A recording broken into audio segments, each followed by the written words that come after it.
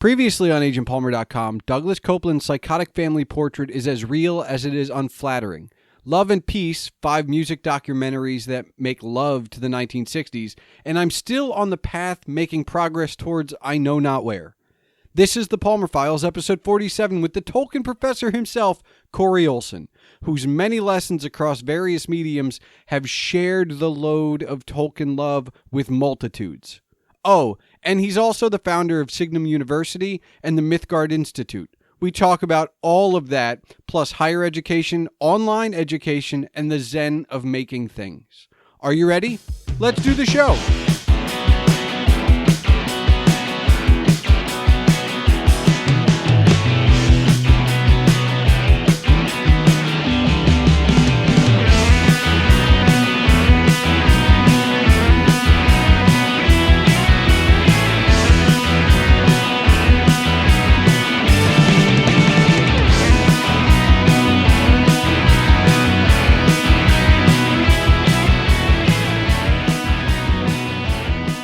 Hello and welcome to the Palmer Files. I'm your host, Jason Stershik, also known as Agent Palmer, and on this 47th episode is the Tolkien Professor, Corey Olsen, the founder and president of Signum University.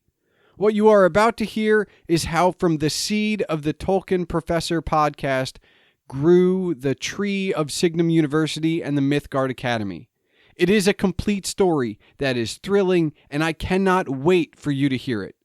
Of course, we start with Tolkien because on that, among many other things, Corey and I have overlapping interests, and continue on to discuss online education and higher education, plus a few small meandering tangents. Before we get going, remember that if you want to discuss this episode as you listen or afterwards, you can tweet me at Agent Palmer, my guest Corey Olsen at Tolkien Prof, that's TolkienProf, and this show at the Palmer Files.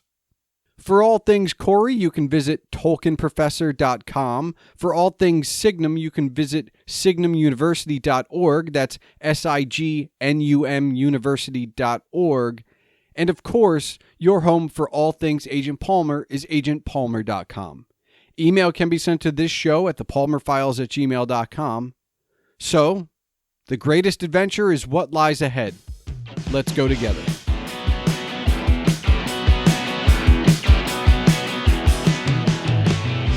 Corey, I want to start with the easy softball. You are the Tolkien Professor. You probably read other books as a child. I did. Was it about Tolkien that, and you know, in your small bios and stuff, it's, you know, you don't remember when it started, but it has endured. So I guess the question is, how has it endured? I follow you on Twitter. I see you're up to like thousands of classes and seminars and stuff. Yes. How has it endured for you? Well, the main thing, so it's interesting because I actually do remember when, in fact, I can probably nail it to within a month when I first read Tolkien. But the thing is, it's like after that, it's all blur. It's like I remember when I was handed the book, right? That I remember. And was it The Hobbit? Did you start with The Hobbit? It was okay. The Hobbit. It was The Hobbit. Yeah. So I was 8, and the summer when I was 7, just about to, my birthday's at the end of the summer, so I was about to turn 8. So it was that summer when I was 7 years old. My parents read the Chronicles of Narnia aloud with me. They really loved the Chronicles of Narnia. They were really looking forward to that, and I loved it. I mean, I was transported by the Chronicles of Narnia. I loved the Chronicles of Narnia so much that like word leaked out in my extended family how much I loved the Chronicles of Narnia. Like other people, like my cousins heard about, not from me, from like through my parents, how much I love the Chronicles of Narnia. And so my parents did not know Tolkien at all. They had not read Tolkien. That was not in their world. Big Lewis fans, but they didn't know Tolkien. So one of my cousins heard the rumors about my enjoyment of the Chronicles of Narnia, and at Christmas time that year handed me my first copy of The Hobbit, which I still have on a shelf right here. It's the Purple Emu edition, which anybody who's seen the Purple Emu edition will know. The cover art was done by a person who had never read Tolkien and just knew that it was vaguely fantastical, and so included fantastic creatures, which for some reason includes purple emus. But true story, actually, that illustrator later on read the books, felt mortified, and actually mailed Tolkien an envelope containing an olive branch, apologizing to him for her art on the cover of his books. But anyway, okay. So I was handed this copy of The Hobbit by my cousin, and he was like, I've heard you really like the Chronicles of Narnia. I think you'll like this too. And of course, he was quite right. But that's when the blur begins, because I read The Hobbit, and from then I somehow relatively swiftly got a copy of The Lord of the Rings as well. And I don't remember much about my first readings of either, because they were immediately followed by my second readings. And I just kind of immersed myself. And that's the main thing. So my primary answer to your question is the experience. What I think makes Tolkien most special. There are a lot of things. It's interesting because there are many people who read Tolkien for the first time and who have a really negative response, or just like read it and they're like, what even is, I can't even get into this. Like, what, this is so, like, it's boring. There's like pages and pages of landscape description. Like, how does anybody like this? Right. Yeah. There's a lot of people that I know and respect who respond that way to Tolkien. And that's perfectly fine. I mean, honestly, I feel anybody who feels that way when they read Tolkien, like, I get it. What it means is that we don't kind of read the same way. Like, we don't look for the same things out of books, and that's fine. And if you're not into, like, what Tolkien is like an immersive experience, right? And if you're not up for that, if you're looking for like swift action and, like rapid engaging character development, that's not what you're getting in Tolkien. Yeah. He's not that kind of writer. It's not that kind of story. But what you find when you talk to Tolkien fans, which of course I've been doing quite a lot over the last decade, right? One of the clearest patterns that emerges, and it emerges really, really powerfully, is true Tolkien fans, like people who, mention The Lord of the Rings on their, like social media profile blurbs and things like that, right? Yeah. Those kinds of people, they are not just fans of the books. They don't just like the stories. They don't just have favorite characters. They are in love with Middle-earth itself, right? It's part of the immersive experience of for those who, can sort of read it this way, for those who kind of enjoy things in this way.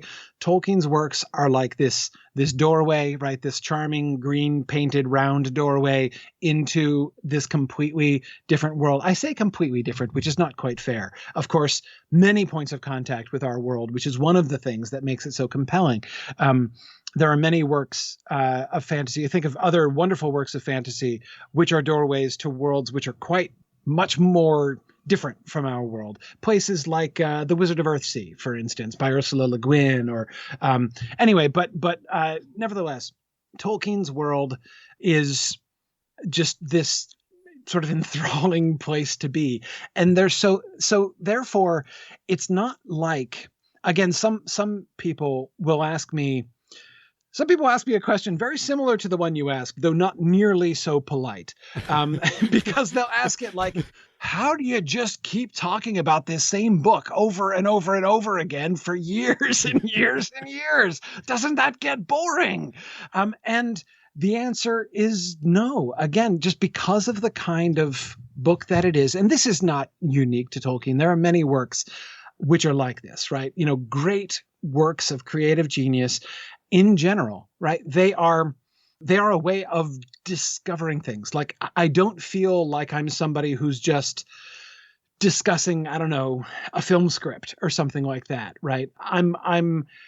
You feel like somebody who is, imagine being, I don't know, maybe you are like a park ranger at Yellowstone or something like that, right? And you lead tours through Yellowstone National Park. I've never been to Yellowstone National Park, but it's very beautiful and quite large, as I understand. Yes, right? Yes. I think both of those things are true, right? Well, if you were a park ranger who had fallen in love with the park, right? You love this country, you love this area.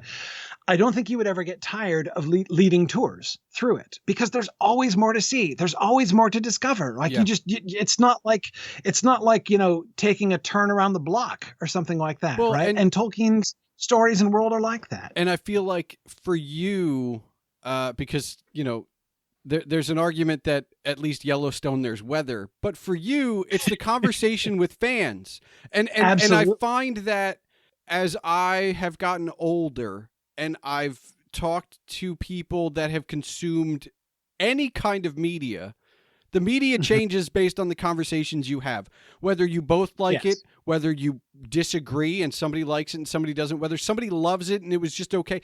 Those different perspectives are the weather to Yellowstone. They change your perspective. Absolutely. But absolutely, I want to go back for a moment.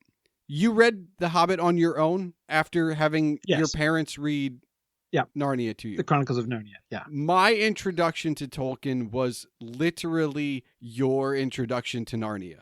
My father read The Hobbit to me around 7, 8, 9, somewhere in there. And then we read, it might have been later than that. All I know is it lines up that we did The Hobbit, then The Fellowship, then The Two Towers. And by the time we're into The Two Towers, to get my reading comprehension up, we're trading the book back and forth, reading it to each other. And then in 6th grade, I found a friend who was reading it, and I couldn't wait for my father anymore because obviously schedules are not like, we're not reading it like you would normally read a book for. So I finished The Fellowship without him. And there's a part of me that's, like I'm impatient, right? That's not news to anyone who meets me. And I got to experience those early conversations of fandom with a friend in 6th grade. But I do, looking back decades on, I feel like I don't know if I've ever really talked to my father about it, but I feel like I should have finished reading it with him. Like, I just feel like it's incomplete. We didn't finish it together. We started this journey together. We didn't finish it together. I have not I've revisited The Hobbit as a book maybe once since then. I haven't picked up The Lord of the Rings since then. I have just started rereading books. And I mean just. I reread Jurassic Park and The Lost World in the last year for the first time in basically since they first came out. And I reread a few things because I had read them right before I started my blog, and I wanted to review them. Right. But I'm starting to get to a place, and I don't know what possessed me to pick up Jurassic Park again. You know what I mean? Right. But I'm starting to get to a place where I'm such a different person than I was. That there are books and The Hobbit, Lord of the Rings is on that list. These are books that meant something to me back then.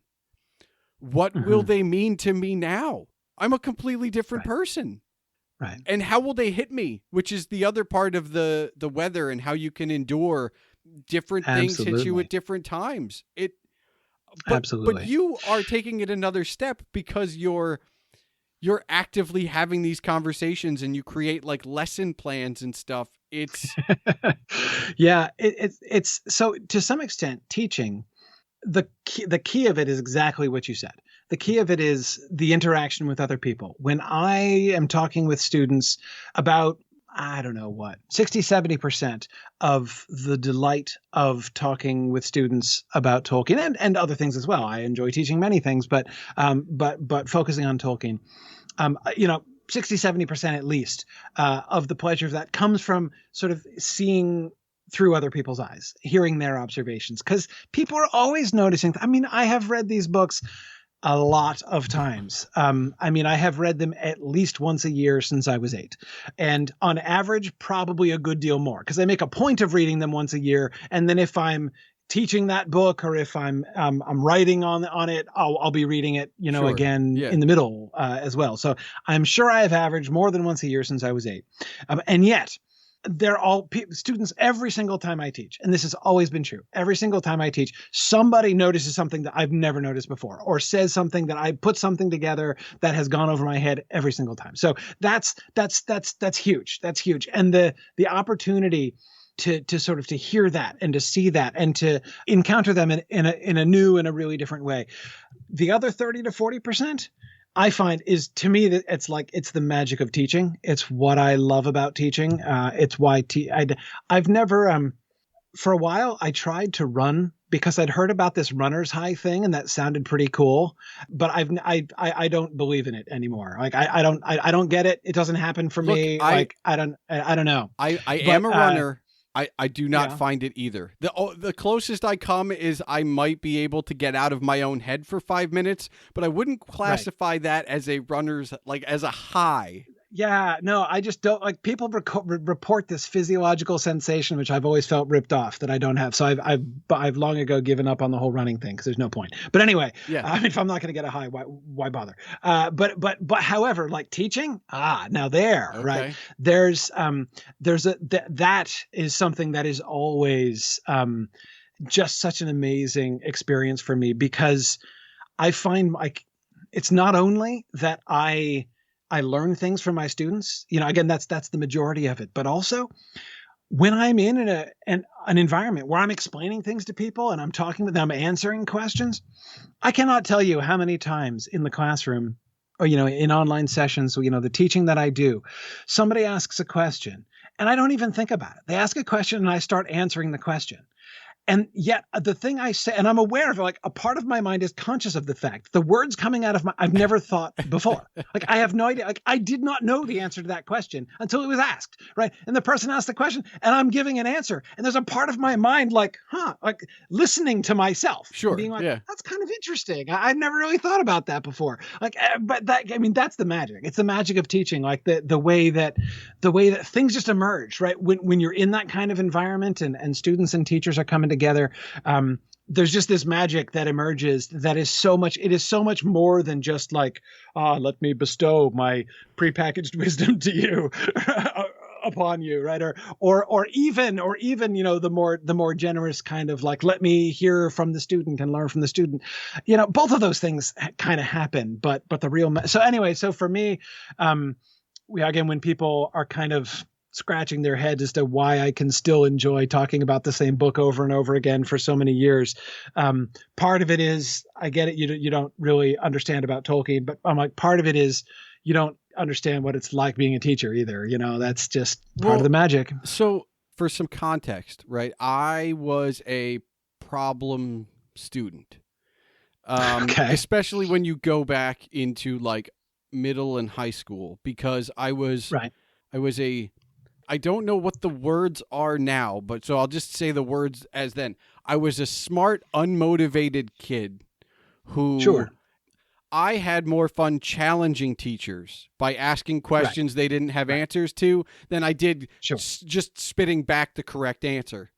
And yes. I was in a rural school district where that was kind of not the thing. They weren't going to like me. And, I escaped that lucky enough for myself.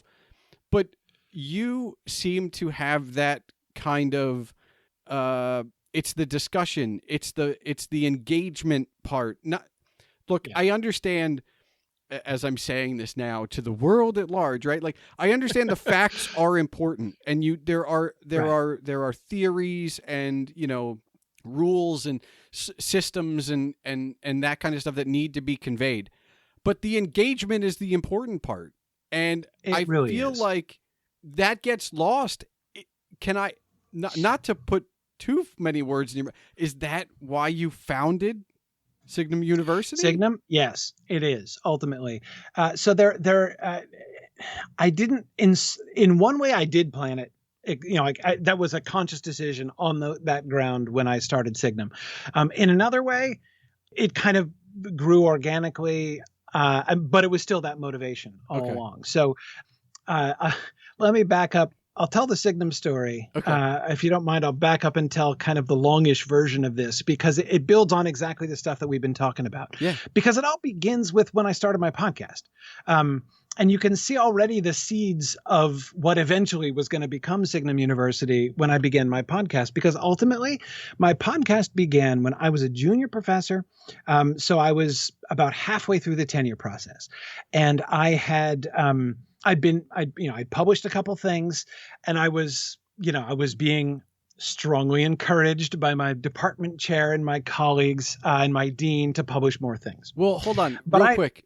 Yeah. Is the tenure track something at this point you want? Because I understand. I think that's like right now. Well, no then. Oh, then yes. Because that's then it was. That's a game you have to play, right? Like it's not just. Oh yeah. It's very political. I mean, I know we're not going to get into it, but oh my goodness. It's okay. Yes. So at that time, get into it, but you're absolutely right. Yes. At that time, you're on track. That time, I was in the system and I was playing the game. Okay. Absolutely. All right. Absolutely.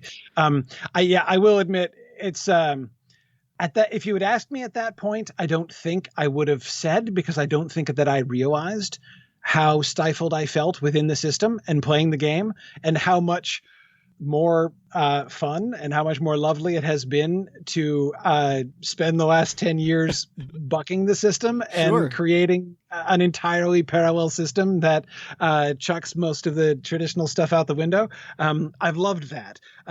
But that's not what motivated me at the time. Okay. I was a good boy back in those days. Well, mostly, as I see, this was the point at which I began to misbehave, because my problem was with scholarly publication. Because I'm publishing on medieval literature, but I also began publishing on Tolkien. And I got frustrated by scholarly publication, mostly because that phrase, scholarly publication, I came to see that as a kind of oxymoron, in a sense, because to publish something means to make it public, right? Yep. But scholarly journals are not, in fact, public. They are rigidly restricted. Only scholarly libraries get scholarly journals, and scholarly libraries don't let other people in. So, in fact, I was frustrated by the fact that I was not publishing my work; I was privatizing my work. Right? I was hiding my work. And the prospect of a long career in which I was going to dedicate years and years and years of my life to produce work which would only be read by the same 50 people around the world every time began to feel to me frustrating. All right. So especially since I was writing on Tolkien. I want to ask, because I feel like I need to. Are there even 50 people that read those things? Because and look, I'm here like I got my bachelor's degree and I got out of there, and I haven't really I've toyed with the idea of going back, but like when I hear scholarly anything, I just think, okay, your committee or your whatever group you have that helped you get that going read it, but you put it somewhere and then it collects dust. It's like the end of Indiana Jones. Like, I don't... Exactly. That's just how I felt. And yes, I said 50 to be generous. I didn't want to sound mean, and I'm not, I don't want people to feel like I'm trying to diss scholarly publishing. Scholarly work is really important. And even like if there are 50 or 30 or 15 people who read it, like still like the conversation among scholars is really important and stuff. But so I didn't want to lose that. But at the same time, I'm like, but that's not all there is, right? That can't be all that there is, especially since, again, I'm writing on Tolkien, right? And so I'm sitting there and I'm like, this just feels absurd, right? I'm writing stuff about this author that I know there are thousands of people out there who are really interested in this. And I began to say to myself, I bet there are hundreds, maybe even 1,000 people who might be interested to read about it, not because I had such a high opinion of my own writing, but I'm like, this is so I began to think, what else can I do? Instead of just sending my stuff into a scholarly journal, what else can I do? So that's when I decided to start my podcast. So I started my podcast. I first began working on this back in 2007. It didn't really officially launch until 2009 because I had no idea what to do or how to do it because podcasting was barely even a thing then. Sure, yeah. It was brand new. And, I started off with this idea of like just having a website and releasing stuff on the website, but that was awkward. Why podcasting though? I mean, you could have just been like, here's a blog of my thoughts. That was the other option. The other option was a blog. And I thought about it. I thought about writing a blog, but I wanted, I'm a total audiophile. I do everything by audio. And also, I like writing. And I feel like I'm reasonably successful in communicating what I want to communicate by writing, but it's not my true medium. Like the classroom teaching is my true medium, and I'm like, I want to be able to talk to people. Okay. So I definitely wanted to do audio files. And so I ended up, starting the podcast. Again, it officially began, it was 2009. So I threw it out there saying, okay, let's, because my theory is that there'll be a wider audience, more than the 50, the generous 50, who would be interested in this. And of course, it turns out I radically underestimated the interest in this kind of thing. Because I started the podcast, right? And I didn't have I was doing all this stuff myself. I coded an XML feed file. I learned how to do that online and did that myself. It was really clumsy and everything. And so every day I would just look at like the number of megabytes that had been downloaded to see how many downloads I'd gotten.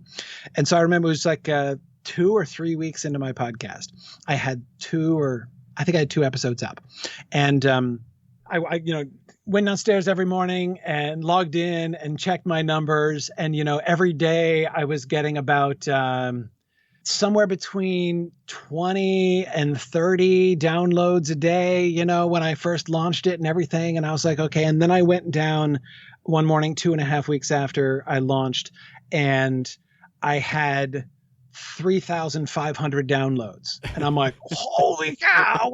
And it turns out I got put on the new and notable list on Apple Podcasts. And like, from then it was ridiculous. It was absolutely ridiculous. I was doing, tens of, I had 1 million total downloads within 6 months. It was crazy. But because you were right. You were basically proven right. Yeah, I was. And that was fun. But what I discovered was basically that kind of drew my attention to a phenomenon that I hadn't really anticipated. Like, I knew that there were lots of Tolkien fans out there who might be interested to read, a detailed scholarly analysis of Tolkien's work. It was my walk through the Hobbit. I was like an 8-part series on the Hobbit was the first thing I released. So I wasn't surprised to find that was the case. The thing that I learned, the thing that really kind of took me aback, was the tone I started getting emails from people, right, who were listening. And the tone of those emails was what I didn't expect. I was, of course, pleased. It's hard not to be pleased and flattered when you're getting emails saying, oh, that was awesome. I think your stuff is great. But what I wasn't expecting was the particular kind of gratitude that people were expecting. What I kept hearing from people was, I thank you so much for doing this. This is like a kind of refreshment I haven't had. I've been out of college for 15 years and I haven't been learning. Like I've had no opportunity to it's so refreshing to be doing this kind of intellectual work. I haven't had any outlet for this. And there was a thirst for this kind of intellectual engagement that most people, out grinding their way through the working world, right, years after they'd graduated from college, the vast majority of my most dedicated listeners were ages 40 to 70 at the beginning. I want to try and put a finger on the zeitgeist for a moment back then, because what I remember is 2007, 2009, we're years removed from Return of the King as a feature film from Peter Jackson. Oh, yeah. And what I remember of those 3 films, especially among my book reading Tolkien fans, is what are these people doing? They don't know. They don't know this. They only know a piece of it. And to me, you are filling that void of like, oh, yes, okay, you know what? This is something that the people who watch the movies won't get. This is for me. and I'm not saying that that's good or bad. And I'm sure there are some people that watch the movies, listen to your show, and then read the books.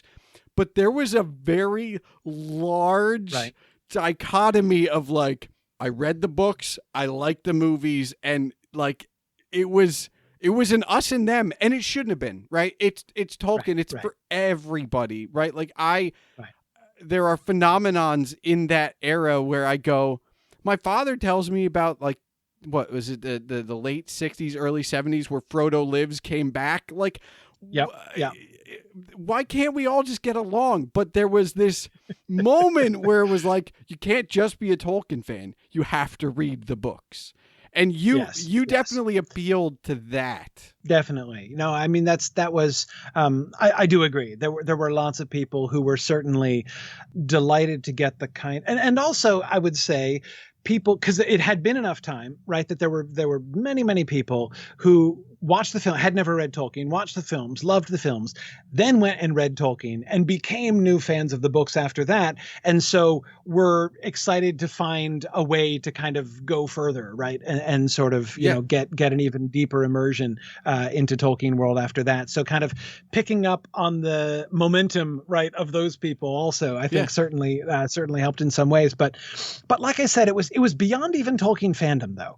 It was this question of just simple intellectual stimulation. Like this is not just entertainment. You know, this is learning, and my brain can feel the difference, right? And there were so many fewer opportunities for that kind of thing back. There were some, right? Things like the Great Books series, or like the Great Courses series. I mean, the Great Courses series that, you know, that started like on audio tapes way back when. So there were a few opportunities like that, and some people who were kind of plugging into that kind of thing.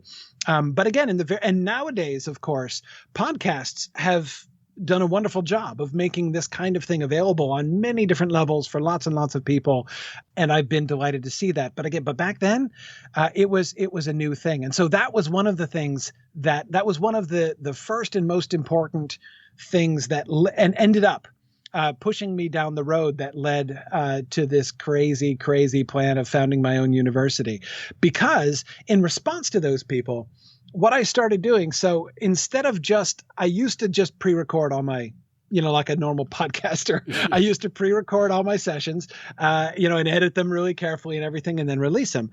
But what I found myself wanting to do is more and more live interaction, more and more like real teaching kinds of things. So I started using Skype and other possibilities to, and I was completely making stuff up back then. And this was before almost any of the video conferencing software existed back then.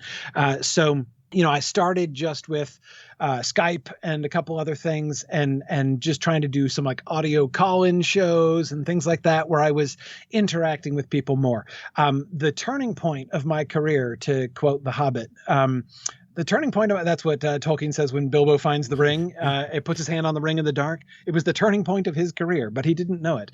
And the same was true of me when I started the Silmarillion Seminar. One of my teaching goals had been, now Tolkien's Silmarillion is, so the Silmarillion, for people who don't know Tolkien, is the collection of the ancient myths and history of the elder days of Middle-earth. So this is stuff that is like thousands of years in the past from the point of view of the Lord of the Rings. And this is actually the material that Tolkien first wrote. Like when he was in his 20s, he was making up these, he was making up a new mythology and the myths and legends of that mythology. And the Lord of the Rings actually, in its way, indirectly grew out of that. But The Hobbit gets published, and then The Lord of the Rings gets published, and the Silmarillion didn't get published until after Tolkien died, and then his son Christopher went back and edited his papers and released the Silmarillion. But it's really hard, like really hard. It's, even for Tolkien fans, there's this sort of famous experience that almost everybody who discovers and begins to love Tolkien passionately as a child has when they discover the Silmarillion. And they read it saying, great, look, more Tolkien. And they start reading it and they're like, whoa, okay. And they don't make it past like chapter 2. I'm trying to see, you're 14. Saying that now, and I know I gave it a few shots. I don't know if I ever completed it. I'm sure I've gone back and like paged through it. I don't know, but I know I gave it a fair shot, but it's like, and it's difficult. I think one of the bigger hurdles, especially from my perspective, is I came to it at 10, 12, 14. Like you can get through the Hobbit and the Lord of the Rings because even if it's like 20 pages of landscape, like you said, or like, this, that, or the other thing, eventually the story moves. But with the Silmarillion, it's such a different text. It's like if we went, I don't know, you're going to go see a Star Trek film but it's completely based in the Wild Wild West with no tech at all. Like, it might still, the characters might be the same, but your expectations are completely shot. Yeah, the genre is totally different. It's like, it's not a novel at all. I mean, The Lord of the Rings isn't really a novel either, but it's told on a completely different level. In fact, it's designed to be like, you go into a particularly dusty corner of a library and you find this old book that nobody's read in like dozens or hundreds of years. And it's this collection of old histories and legends written by somebody who lived centuries ago in a style very different from your own.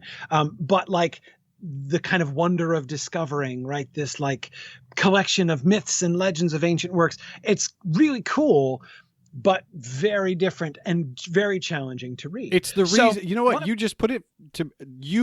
just explained to me why the only people I know who read the Silmarillion were dungeon masters.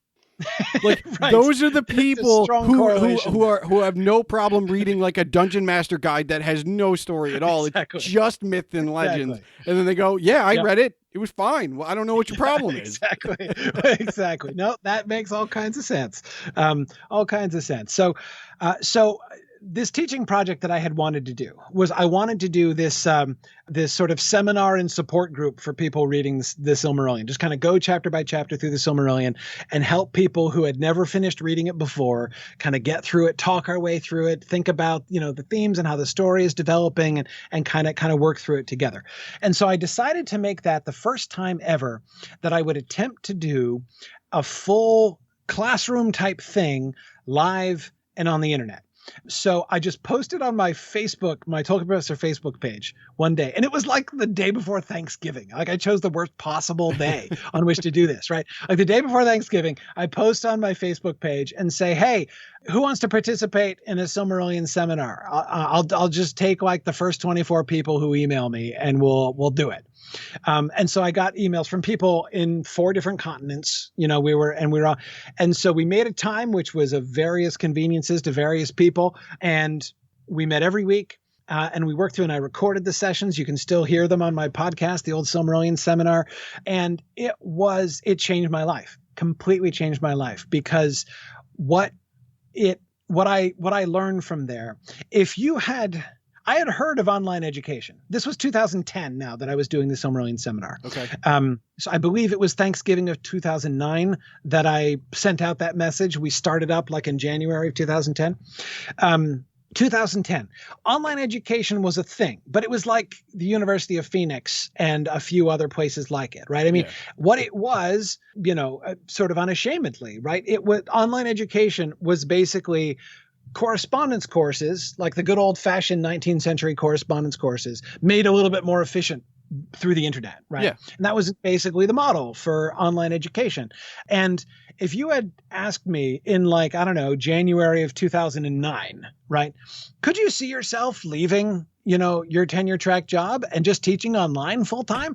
I would have been like, are you insane? Like, classroom interactions, like that's my runner's high. Like, forget about it. Like, I've got to have it, And that was the way in which the Silmarillion seminar changed my life, because what I discovered was the magic happens over the internet. The magic happens, right? You can, when you bring students together in that kind of, and you're able to have discussions and engage with this, that whole series, and it went on for a while. It was like the whole year. I don't remember exactly how many sessions now. I'm forgetting how many sessions the Silmarillion seminar was, but it was maybe like 25 sessions, something like that. So it was like 6 months, at least, that we were doing that, maybe more. And it was this magical, and the chemistry among the, who were all sitting at their computers everywhere. And again, this didn't happen. Like, I don't know anywhere in the world that was like doing this yet, back in 2010. And we were using this really primitive kind of webinar software with no video capabilities at all, just audio and text. And it was magical. Like the chemistry among the students was so strong that there are still like reunions of like this, the students who are in the Silmarillion seminar. And it changed my life because it opened my eyes to the possibilities. Like, wow, okay. And I kind of sat back after the Silmarillion seminar was over and really before it had ended. And I was like, this changes everything. This is incredible, because I could immediately see, if you can have this kind of an educational experience over the internet, right? Online education, the way that people have been doing online education, that's kind of, like whatever. It has its uses, right? It has it for people who are like self-starters and all they need is like, just provide me the information and I can work my way through it. Awesome. Like, I'm not trying to diss it, but I know that it's not for most people. That a lot of people just don't thrive learning that way. But I was doing this and I'm like, this is a game changer. This is like a game changer for all of higher education, right? Because I could immediately see the implications of this. And I'm like, look, we can have classrooms with no geographical boundaries. We don't have to be like, here we are on our little campus, and if you want to come take classes with us, you've got to find some way to schlep all the way down to, I was teaching on the eastern shore of Maryland, So, people familiar with Maryland will know what that means. There's like more deer than people on the eastern shore of Maryland. It is very, very, it's just cornfields, nothing but cornfields over there. Well, cornfields and soybean fields and nothing else. And, but I'm like, you don't have to come here to do that, right? And if you look at even now, institutions of higher education are still, like even big ones, they still primarily draw from their local geography. I mean, it's the people who live near them still by and large who tend to go there. And I'm like, hey, forget that. We can teach, we can have classes absolutely irrespective of geography. That's really exciting. And then I had the second insight where I said, wait a second, we can do this for a fraction of the price. I could do this. Because this doesn't cost me anything. I don't have to maintain a building. I don't have to. And so, full of enthusiasm, I set up a meeting with my college president. And I'm like, okay, I've got to tell you about this experience I've been having. I think like we should try this. We should fully synchronous, interactive online education. This is the education of the 21st century, man. We have got to do this. And we even had this little program at my college. We had this little master's degree program with a very, very small number of students. It was primarily just a master's degree program started at that school so that local school teachers who wanted to get their master's degree could do it there instead of driving all the way around to Baltimore. Okay. So it's this tiny little program, right? And I'm like, this is perfect. Like, let's pilot this in that little program, right? We don't even have to do it in the big flagship undergrad program. Just in the little master's degree. Let's just try it out, right? And he wouldn't go. He wouldn't let me do it. He didn't want to do anything with it. Wasn't interested because he was afraid it was going to undercut their brand.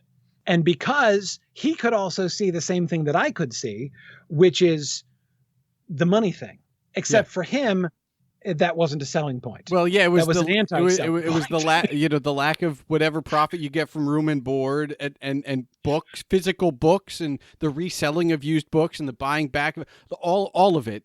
Yeah. And the justification of the tuition, right? Because if you're coming in from home and we're charging you this, how can we have the face to charge this much money? Now, don't get me wrong. Colleges are not, some people outside higher education have the vague idea that colleges, because they can kind of do the math, right? They're like, okay, I know how much they charge, right? They're charging like $50,000 and they've got like 10,000 students. So they do the math and they're like, holy cow, they have so much money. So there's this, some people have this idea that colleges are just like rolling in money. And although they do have very large revenues, their costs are extremely high. I mean, their margins are very, very small, very small. And it's tough. They're in a difficult position. Now, it's kind of their own fault that they're in this position. My sympathy is limited for their sufferings, but there are legitimate difficulties that they're in. So, of course, as you remember, again, 2010, remembering the context, this is also not the very beginning, but it's near the beginning of when the student debt crisis began to be talked about on the national level. The 2012 election was the first presidential campaign, that I remember any presidential candidate talking about the student debt, like really making that a talking point. There was, I'm forgetting his names. I can barely remember the names of successful politicians, much less the people who lose. But the guy, I think the governor of Texas, who was running in 2012 on the Republican ticket, who was one of the things that he was like, we're gonna, make tuition under $10,000 a year. Like, it was one of the things that he was talking about. He had, so far as I could tell, no plan whatsoever for how he was going to do that. But that was one of the things that he kept saying. Anyway, so when my college president said they had no interest because they were afraid they were going to undercut their bottom line and undermine their brand, I said, would you mind if I try? If I start, a little program of my own? And he said, oh, no, go for it. By which he obviously, in retrospect, he obviously meant, I'm pretty sure you're not going to be able to succeed in doing that. So I'm going to magnanimously say, I'm not going to forbid you because it's obviously not going to work. So knock yourself out, dude. But he didn't make you leave, though. Like, you were able to, at the time, at least, you're able to stay on tenure track and do this on your own time. This is your hobby now. It's my hobby. Okay. Exactly. Yeah. He said with a paternal and indulgent smile, I could go ahead and do that. And again, it was clear because he was pretty sure that it would never work. He and I had a rather different conversation about a year and a half later when it had, in fact, begun to work and I had succeeded in actually doing the thing. And then his attitude towards it was different. But anyway, so I decided to start my own teaching program. And again, so the tuition thing, that was the thing that actually, so there were basically two elements of it. One was the teaching environment, right? Just seeing that this kind of teaching and learning is possible online. This should happen. And I'm looking around, I'm like, surely, like, this is relatively new technology, but it's not like unique technology. It exists, right? Lots of people have access to it. Surely universities are doing this, right? Online schools like Phoenix and everything, we're making a lot of money, right? I'm like, there's clearly a market out there for online education. And this is, so I started joking and calling my version of this sort of live synchronous, remote learning, though goodness knows it's not, better than has been done at most poor places during the pandemic, but, for which I can't blame them. But anyway, like I from the beginning, I called this online education 2.0. I'm like, now it's time to, like, this is what online education, this is where we need to go clearly in online education. And I'm looking around and I'm like, somebody's got to do this. Obviously, the benefits to students are too obviously great and nobody's doing it. And I'm like, well, okay, I guess I'll do it myself. But what really motivated me was the tuition thing. Okay. Because I'm telling you, man, it is heartbreaking. I was an English professor at the time, right? So here I am, and the school I was teaching at, it was a liberal arts school. It's a good liberal arts school, but it wasn't like a top tier liberal arts school. It's one of those awkward schools, which is second tier, but like pretty much equal to the first tier in cost. Essentially. Yeah. Okay. Right. And there's lots of schools like this where, the tuition is not much less, but it doesn't have the same reputation. It's not Harvard, but it costs almost as much as Harvard, And anyway, so every year I'm sitting in my office, and in the chair there in my office is this woman. I say woman because 80% of our English majors were female.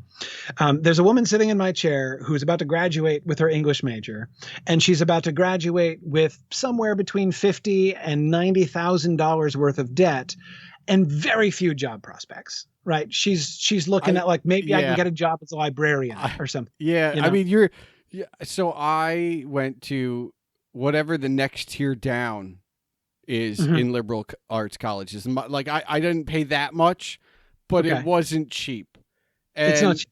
And I was a liberal arts associate degree because I couldn't make up my mind. And then I got my associate's degree, and they said, well, what are you going to do next? I was like, communications. I don't know. Like, right. Like, whatever. Right. But I feel like, and I don't mean to harp on this, but like the joke is like, you're an English major, what are you going to do? But communications is too damn broad. You get the same thing. You're a communications major, what are you going to do? Like, an English major could say, I can write. A communications major can say, I can write. But your job prospects are not that much better. Yeah. So I'm there sitting in that chair now going like, well, what's next? How do I pay down any of this? Exactly. Now, there are, of course, two problems with this, and I'm going to try to finish my story. So I'm not going to derail myself by getting off on this whole different rant, but I do have a rant which starts with, what are you going to do with that is tragically, horribly the wrong question to be asking about education. Like, if the way in which higher education as an entire industry has bought into that mindset, that education that you get and degrees that you achieve, that the whole purpose of those is that they're supposed to be like a key that you use to open a door, right, to a high earning career. That is a horrible way to approach education for schools, for students. If I had to point to one thing that I think is at the root of the disease of higher education today, it would be that question. What are you going to do with that? So I graduated in 2004 with a bachelor's in communications, and that literally was my expectation. You just expect, I walk across the stage, I spend a summer looking for jobs, and because I have this diploma in my hand, somebody hires me. That's it. It's the expectation. And it when it doesn't work that way, we all go, and look, no one, here's, just to further your rant, no one actually promises you that, but they don't tell you not to expect it. Like when you're sitting in that guidance counselor's office, or your advisor's office junior year, and you're like, well, I guess I'll just try and I'll be a journalist when I graduate, and they say sure. And they don't tell you there's like no jobs available, or like there's no turnover there. The entire journalism industry is about to go belly up. Right? Yes. Yeah. No. So I'm there. Anyway, back to the story. Yeah.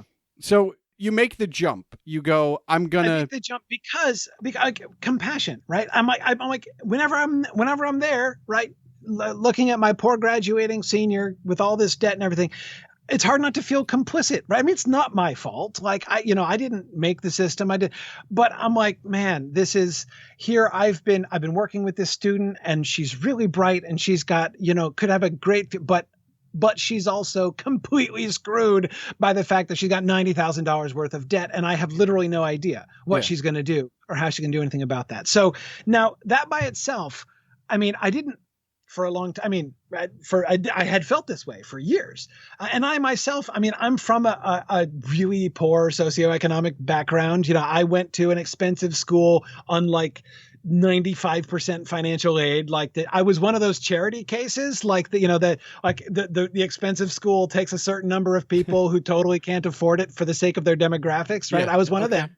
I mean, I was smart enough, but really poor. And so, that was fine. Anyway, but like, so I have lots of sympathy for people who are really in the difficult situation, but there was nothing I could do about it. But until again, this moment comes, right? This moment when after I did the Silmarillion seminar, when I see online education 2.0, right? I suddenly see the potential of this, because then I start doing the math, and I'm like, okay, man, you know what? If we did classes this way, we don't need a campus, period, at all. Yeah. We don't need a building. We don't need anything. We need no infrastructure. I could spend, 90% of the entire overhead would just be like salaries for people.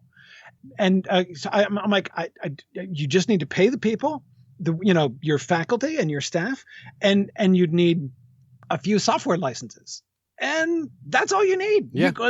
We could do everything with that. And I started doing the math, and I'm like, we could pay people pretty well, like faculty and stuff. We could pay pretty well, and yet charge on a completely different scale than and I'm like, and so I began to have this uncomfortable feeling. I'm like, well, this isn't the solution in the sense of being the only solution to the student debt problem. But I'm like, this is a legitimate solution. Like this is a difference maker. We can create, like, we have the ability, like, I now see this way to do teaching online in a way that is satisfying for students, that they can get from it. It's not the same experience as being on campus, but from the classroom experience, you can have the same kind of rich learning environment that you have within the walls of a brick and mortar classroom.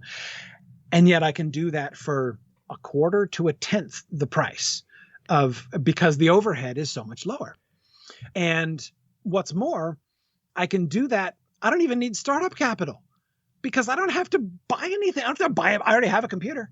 Yeah, Right? yeah. I've already got a computer and a room in which to sit while I'm using it, and an internet connection. And that's literally all I need. Right. So I'm like, I don't, normally, you need to raise millions of dollars and stuff because you need to buy a building and you need to do all this other stuff. Right.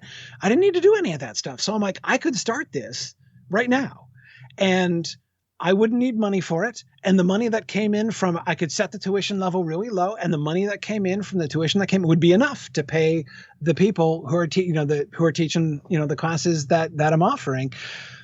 This could really work. And so that was the thing where in the end, like, I felt like I couldn't not do it. That's what kind of gave me the impetus to really make the leap. Because at that point when I started offering classes for tuition, that's when I knew that my college president was not going to be a big fan of this for very long. And truly, he was not a big fan of that for very long. And it was about, actually it was a little long. It was about a year after I first began the first experiments with it that I ended up agreeing, having a long conversation in the president's office, and in which, we came to an agreement that I was gonna leave. So I was tenured at that point. So I decided to make the genuine leap and leave my tenured job and so that's where Signum University was born. So is it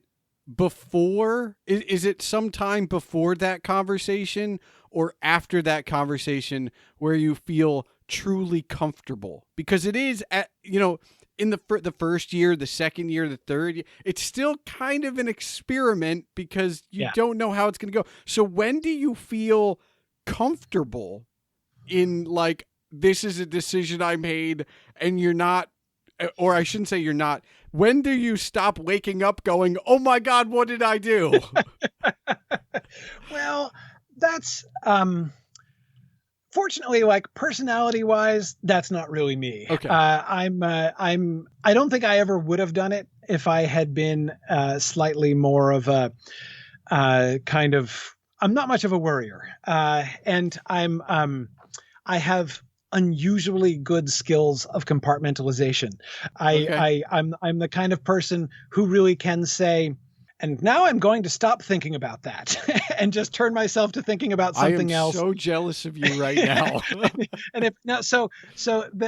just say, the downside of this is that I'm incredibly forgetful. Like, they're the two sides of the same coin, right? Like, I'm the kind of person who's always walking into a room and forgetting why I came into the room. I'm like, I drive my wife crazy because, like, she sends me to go get something and then I come back without it. And I'm like, oh yeah. She's like, that's literally what you went to do. How could you forget that you were doing that? But it's that same thing. Like I'm, my focus is on what the thing I'm doing. And so if I get distracted onto something else, the other thing doesn't even exist. Right.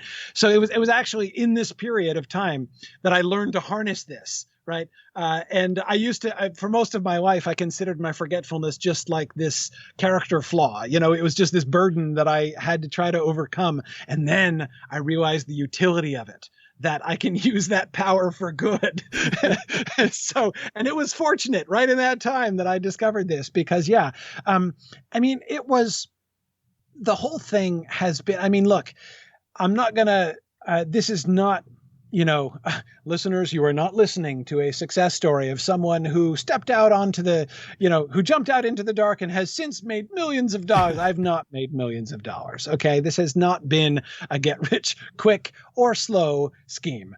It has. This has not been for me the pathway to financial security. But I'm at peace with that. I was going to say, is it? Yeah. I'm forgetting the word now. It's not financial success or independence, but it's peace, right? Like you're doing something you love, you're helping people, and you can live on that. You're almost like a farmer. Like, this is what I do, and it sustains me. Absolutely. And, and it's funny because that's exactly, financially speaking, Signum University has always kind of run like a subsistence farm, right? Because we have very few costs other than our payroll, right? Other than our people. So I love running a nonprofit like Signum. I don't know what I would do if I had like stockholders to try to appease, right? If like the whole point of running a business, so I've been running this business now for 10 years and I'd never run a business before. That's kind of would not have thought that was my bag.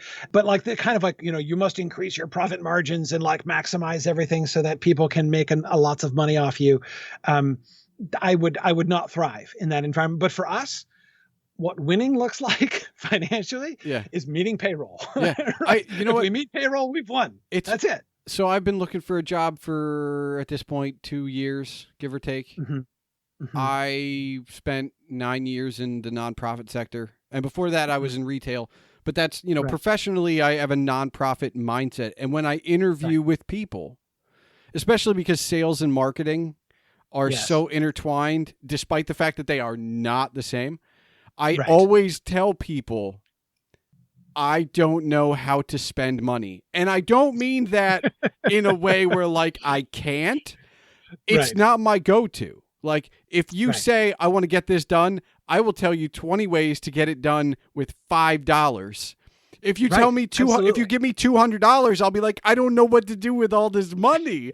Like, and there's a mindset to it that, I think Signum is just the same. Signum is just the same. I was recently interacting with a group of people who were, they had asked for my advice. And so I was coming in, I'm working with them on this thing. Right. And they're making a marketing plan.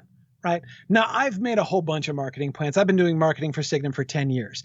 And it's always about how can we maximize our reach without spending a single penny, because we don't have any pennies to spend on this. Like we've almost never spent anything on advertising or anything like that. And so I'm sitting in this meeting and they immediately start throwing out, they're like, okay, well, first we're going to need X amount of dollars for like these surveys and then these focus groups. And then we're going to do these. And I'm like, I feel like I'm on the moon right now. This is so weird. Like, okay, this is how I guess normal businesses think, I guess. Weird. Okay, fine. So before I let you go, I have to ask, outside of teaching, and I'll say Tolkien too, compartmentalize those things away. What do you do to relax? Like, because obviously those things do take up a lot of time, especially teaching and running a university. But what do you do to relax or have fun? So what I do to relax and have fun is, and this is something that I've only just kind of begun doing again for a long time, and still teaching is like my outlet. I'm now, I feel like I'm a full-time administrator now. I've been running the school for a long time now, 10 years. And I almost feel like I'm at like an AA meeting. I'm like, hi, my name is Corey Olsen and I'm an administrator. I've been administrating for 10 years. But I mean, coming up in the faculty like I am, administration is still kind of a dirty word in my mind. So I kind of, have to reconcile myself to it. But anyway, the point is, this is what, focusing on, planning and leadership of my organization is what I do day in and day out. So I absolutely cling to my opportunities to teach. There are some times, I'm really busy and my time's really occupied. And sometimes somebody in my organization will be like, it might be a little bit easier for you if you taught fewer classes every week online, because I do 4 streams a week, 4 2-hour streams a week. So I'm actually like in the online classroom, 8 to 10 hours a week. And people are like, that's kind of a lot given how many other things you have to do. And I'm like, no, what you don't understand is that's why I'm still sane, So that's one thing. The teaching itself is, but at the same time, it still does take a lot of energy, right? Being in it's like performing. No matter how much you love being on the stage, right? You could be somebody who just thrives on the energy of the stage, and you'd feel like desolate if you couldn't be up in front of people. But that doesn't mean that you don't ever want to break from that, right? Yeah. So in recent years, I have discovered that the most refreshing thing that I can do is create, have time to just think creatively. I have, and it began actually, funny you mentioned dungeon mastering earlier. That's how it started for me, because I was playing Dungeons and Dragons with my kids. I got 2 teenage boys. Excuse me, one of my teenage boys just turned 18, so he's an adult now. Okay. But but anyway, so I've got 2 kids. So we were playing D&D, and I was DMing a little family campaign. So I was doing a lot of like campaign planning and like making up this story and characters and this whole background and everything.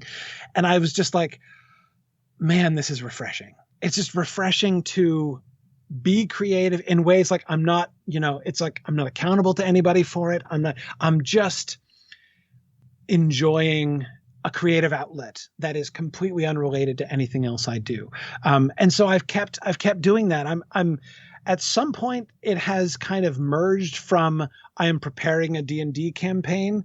It kind of went from that through actually kind of now sort of developing my own like whole role-playing game system to, in the end, I think I actually kind of might be writing a story, but I'm not sure. It's not yet a book. I'm not actually composing prose, but like the whole thing has just kind of taken on a life of its own. But it's what I do for fun, is just sort of sit there and unwind by just it's funny because for a long time I always thought, like, if I want to rest, I need to do less, right? I need to like find some time where I'm just not thinking about anything. And I still do that sometimes. I really enjoy, you and I were chatting before the show about baseball. I love baseball. I love, so sometimes I'll sit down, in front of a baseball game and do, sort of something kind of mindless with my hands, or some kind of, household task or something with the game on my iPad or something right there. And, and that's also really, really refreshing and really relaxing. But even more, the most refreshing thing I find that I do is not being inert, but being active, but just like without any fetters, without any guidance, just and just being creative. And that has been awesome for me. I couldn't agree more. Like I spent 9 years with a 9-to-5, and during those 9 years, I started a blog that was weekly, and then twice weekly, and then back to weekly, and then I started a podcast, and then I stopped having that job, and I had another job, and then I stopped having that job. But the blog and the podcast maintain, and it is in the creation. It is in the drafting of the post. It is in the reaching out to the guest, the editing of the audio. More or less, it is in all of those creative pursuits that I get to just be. And so that's how we all endure, I think, especially those of us, like, we're nerds, we're geeks, like, but we do our best when we're doing something. Absolutely. Yeah. I don't know. I don't want to overgeneralize, because I'm sure that, lots of people different, are many wide differences among people in the world. But I would suggest to people, like, if you don't make something, try it. Try making something. Try finding something you can enjoy making. Don't make something that you feel like you should make, right? Don't just like whatever it is that you enjoy, make something, produce a thing. whatever it is. Maybe it's a craft, maybe it's some other kind of hobby. But make sure that in your life you can say, here's a thing that I've produced this. I've made this thing. And oh man, that has been so refreshing. Of course, I feel really fortunate because to some extent, I do feel a lot of this. I certainly don't feel the same way that I have at many other times in my life. When my work week ends, I mean, Signum University is something that I've made. So, the whole thing is really partakes of that, and everything that I do, as a leader and administrator of, sort of planner of my university really does partake of that same kind of pleasure of making something and making a difference for people. So it's enormously satisfying. And honestly, at some weeks I have to cut it off and be like, no, I'm supposed to stop and take this day off, or else, I'll burn out later on. But nevertheless, like, especially for folks, and I've had friends and family who have gone through some really difficult times where they're struggling with their work and they're struggling with their whole lives kind of just feeling empty. When you get into one of those grooves where you're just punching the clock and coming home and watching TV and going to bed and going back to work, and life begins to feel all black and white and pointless, and so yeah, my advice would be make something.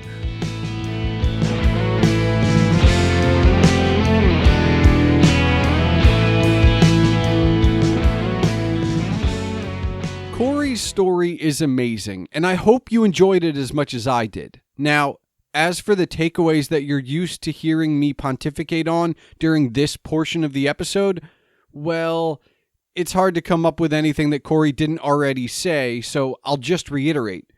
Go make something that you enjoy making.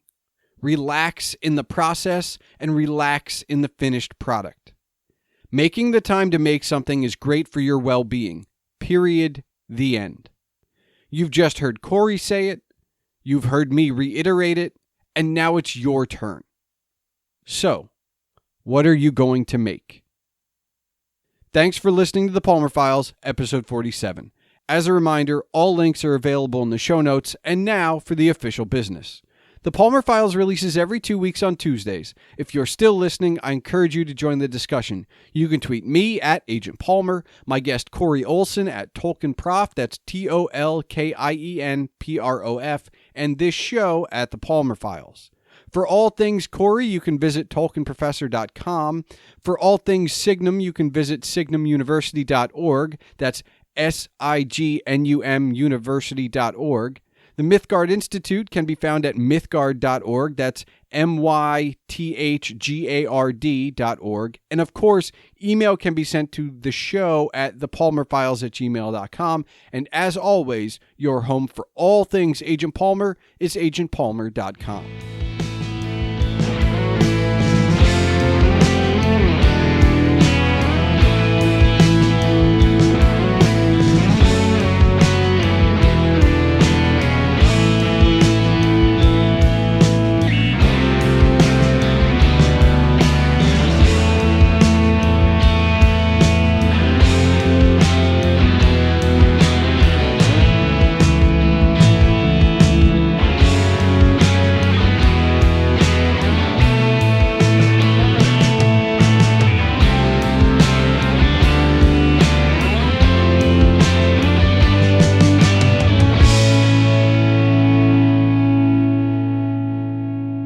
Corey, do you have one final question for me? I do.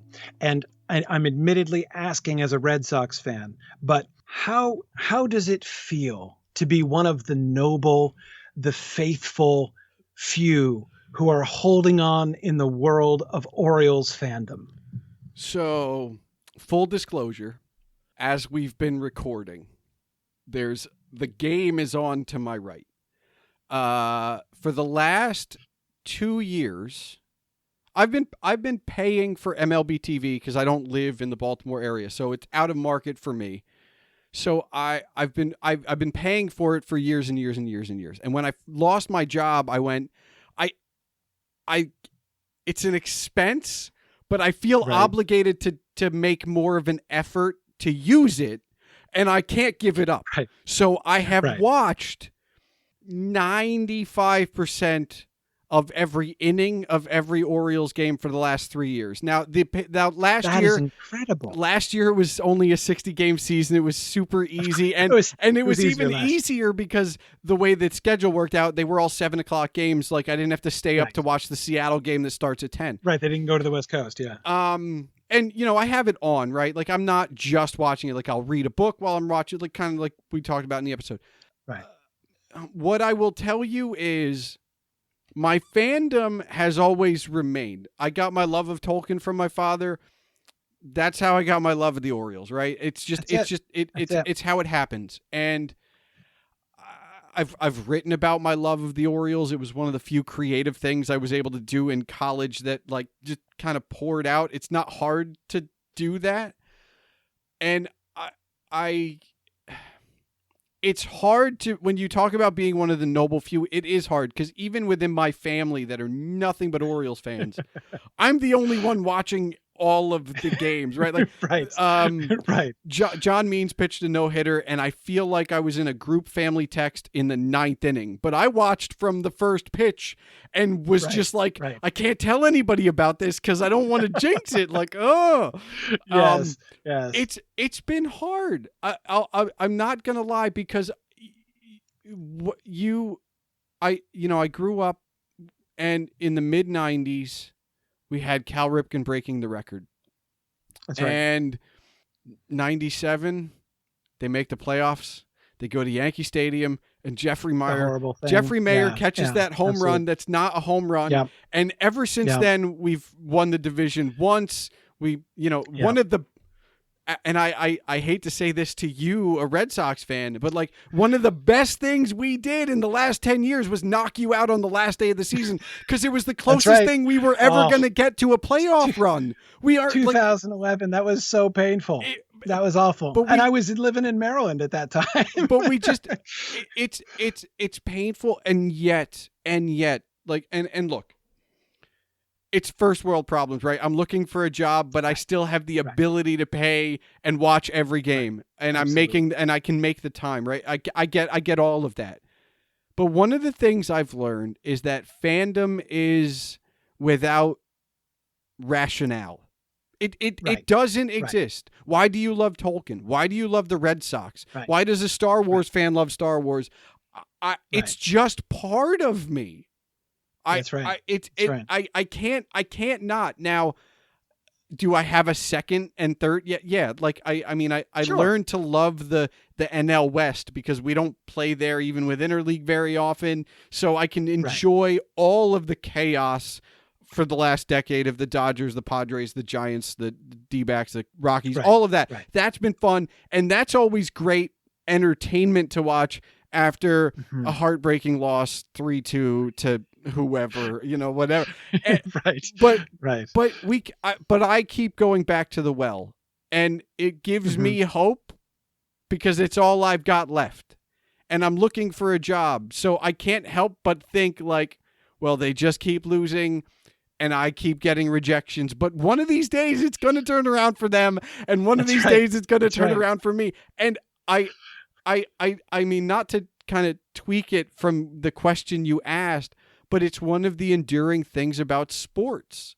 And there are people that grow up playing sports and then learn to love it, or playing sports and then learn to hate it. And there are people that have no concept of sports at all. My partner has lived with me. I don't know.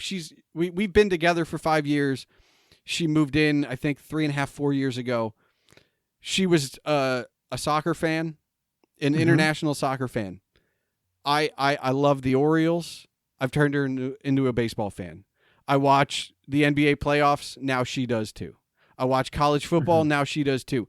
And she gets invested in these games and caught up in these games that she probably never would have watched had it not been for me.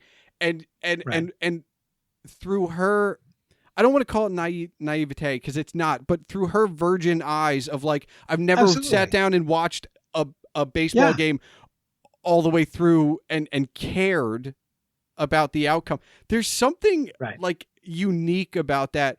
And look, it comes and goes. I didn't always watch every game, but I just keep holding out hope. And for those out there who are like, well, if you stop watching, maybe they'll win. That's not true fandom. True fandom is I want to be there. I want to see it when it happens. Absolutely. I don't want it to happen without me. Yeah. Yeah. And my wife is a Cubs fan, grew up a Cubs fan. And so, it happened for her. I'm sure it'll happen for you. I am. And I will tell you, the Orioles are the only other team in our division that I will cheer for, because when the day comes that the Orioles are really good and they go to the Worlds, I will be cheering for the Orioles so hard. It's not even funny. Yeah. And look, it's not that hard. Like, I've rooted against the Yankees my entire life. I became a Red Sox fan in 03 and 04. And I was just as heartbroken as you when that home run went out and Boone hit it. Oh, and then I was just as happy for you watching those 4 wonderful days in 2004. Absolutely.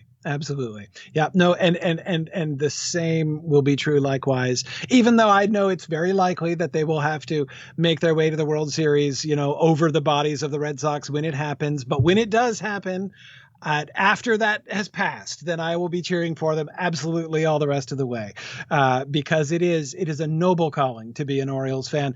And as you say, like sports fandom, it's like life, I mean, like it's part of it's just the narrative, right? The narrative of whether it's the narrative of a game or the narrative of a whole season or the narrative of a whole generation of seasons, right? It's watching how that story unfolds. And it's just, it is delightful. I agree. Yeah, 100%. Well, keep it up, man. Thanks. Keep it up.